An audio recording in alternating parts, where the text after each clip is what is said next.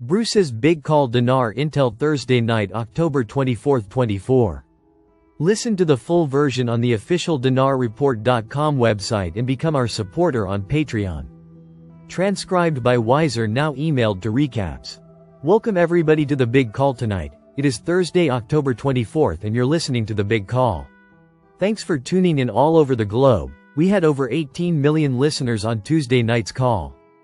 And we'll see if we can get between 18 and 19 million listeners tonight in the total. Thank you, satellite team, for getting our signal out so many people. And thank you everybody for tuning in yet again. Let's do this. Before we go to a teaching tonight, let's go ahead and pray the call in. Let's go into where we are from an intel point of view for the RV and so on. There's not a whole lot of intel to bring out tonight, except I want to say that we had it under very good opinion by several of our sources. And these are bank sources, redemption center sources, people that should be in the know. People that are getting a call from Treasury, blah, blah, blah, these people are close as we can get to the truth about what's happening. Well, the consensus was we were going to be notified today. We had a time for today by 11 or so, Central noon, Eastern 11, Central, etc., across the country. But we didn't get it today, and we were like, what? What happened? We don't really know exactly what happened, but we do know that we had a huge number of arrests that were going on in about 7 or 8 states. Today continued yesterday and today. And Illinois around Chicago area was one. We had stuff in New York. We had Florida, we had the Oregon, Texas, quite a few states really that had issues, they had problems. People needed to be picked up, and it was probably across the board, as far as who the people were, but that's happened. And somebody says, well, we heard there was going to be a false flag event by the deep state, and one of our sources said he didn't think that was possible anymore, that wouldn't happen. And to our knowledge it didn't happen today, but we know that, a lot of arrests are ongoing. And they'll probably be ongoing for another few months, maybe through the end of the year, and I don't know beyond that if there'll be anything or not, there could be. But we know we've got National Guard that's federalized to work and do things all over the country. And I'll tell you another thing, we've got military, special forces guys. And even where there's early voting, like in Georgia, there are federalized National Guard in place and special forces guys. There's all kinds of monitoring this year on the elections that should keep any voter fraud at an absolute minimum, or let's call it non-existent. That was what they wanted to make sure it happened this election, so it wouldn't be like it was in 2020. So this time, and even today, there were nine countries that tried to hack into the voting system in Georgia. Unsuccessfully, by the way. They were not able to hack into the voting machines. And so this is good news.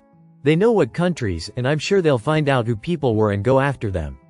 So early voting, if you are into that, go for it. It seems to be working very well. Now let's see what else we can talk about. Oh yeah, bondholders, we always bring that up, bondholders, and we know of some going in today to set up their quantum accounts with a couple of different banks. And they were able to do that, and they were told they would have access to these funds in 1 or 2 days. And some had to go back in again tomorrow to do more paperwork or to leave more paperwork with the bank. But this is telling us that we should be there also in 1 or 2 days, 24 to 48 hours. So let's take it a little further and say, first of all, the information that we're getting about our start in Tier 4 is based on us being notified.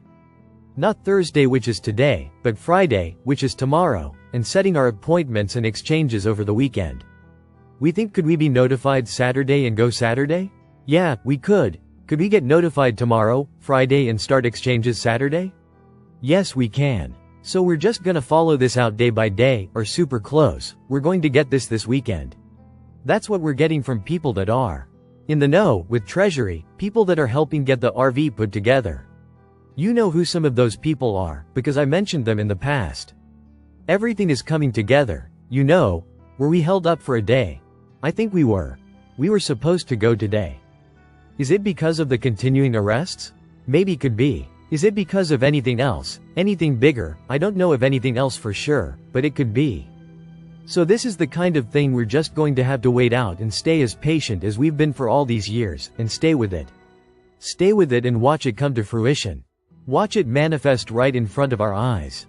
That's what I'm looking forward to seeing. Absolutely, the manifestation of it. We've seen rates on the dinar, on Forex, which is a very good rate, just a hair under 20, that is going to be the bank screen, front screen rate, so the redemption center rate should be higher than that.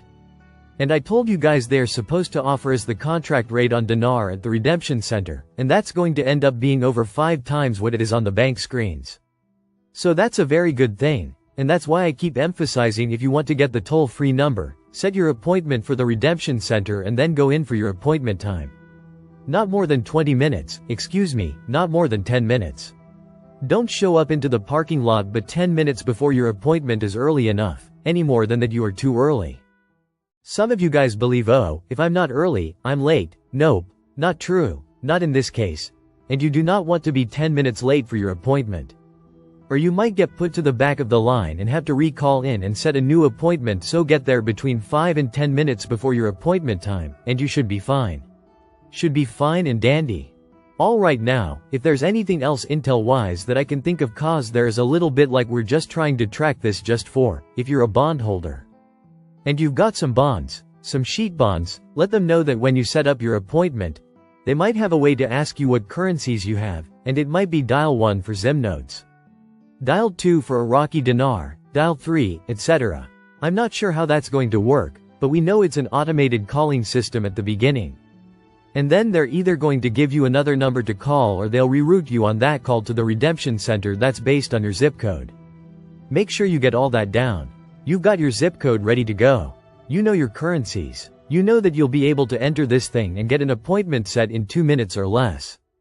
And that's included speaking to the person at the redemption center with any short questions that you might have. You can't go on and on and on and talk about everything.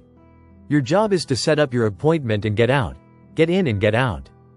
And they're trying to get this exchange, generally in 30 minutes or less, 30 minutes, to set up your Quantum account, your new Wells Fargo account with your debit and credit card for Wells. Do your little mini presentation 3 to 5 minutes. I don't think we're going to have 5 to 8 minutes. I think 3 to 5, just give them an overview, and then you want to leave a copy of your presentation with them. They'll scan that into the computer. They'll make sure there's not 2,000 people with the same exact project. If they do, they'll let you know, and maybe you can coordinate with some of those people and do it that way. But I think really, let's just continue to believe and pray God this to happen between tomorrow and the weekend. I think that's really what we want to see happen, since we didn't get it today. Alright, now, that's what I wanted to say tonight, what I want to get out to you, and I think, guys, we are literally hours to a day or two away. At least that's the last information we have today. I'm going to hold on that, go with it and believe for it, and let's pray the call out and believe for everything that we've heard. Alright, let's turn off the recording and everybody have a wonderful weekend. Let's pay attention to our emails and see where they go. Listen to the full version on the official dinarreport.com website and become our supporter on Patreon. Source: Dinar Recaps.